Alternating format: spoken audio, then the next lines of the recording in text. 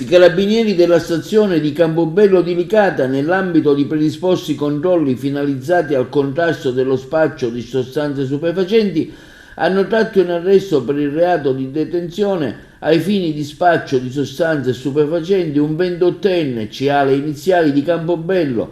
I militari, nell'ambito di una perquisizione presso l'abitazione rurale del giovane, hanno rinvenuto occultati in cucina oltre 500 grammi di marijuana, una pianta di canapa indiana alta 1,5 metri, nonché il materiale per il taglio e il confezionamento.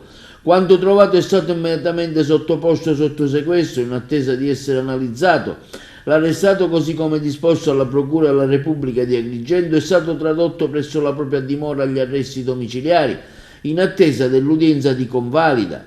Nel corso dell'udienza il GIP ha convalidato l'arresto e ha sottoposto l'uomo all'obbligo di presentazione alla polizia giudiziaria in tutti i giorni della settimana. Il successivo giudizio di merito servirà a vagliare le responsabilità del soggetto, che non sono definitivamente accertate. E intanto sempre i carabinieri però della stazione di Porto Empedocle, a margine di un controllo effettuato su un venditore ambulante, hanno sequestrato oltre 40 kg di prodotti ittici ritenuti non idonei al commercio per la mancanza della tracciabilità e delle necessarie autorizzazioni sanitarie. L'ambulante empedoclino, un 37enne, è stato denunciato quindi per inosservanza di tale disposizione e multato con una sanzione di 4.500 euro. L'uomo è stato fermato alla guida di un doblò per le vie di Porto Empedocle. Il pescato ovviamente è stato sottoposto sotto sequestro e sarà distrutto.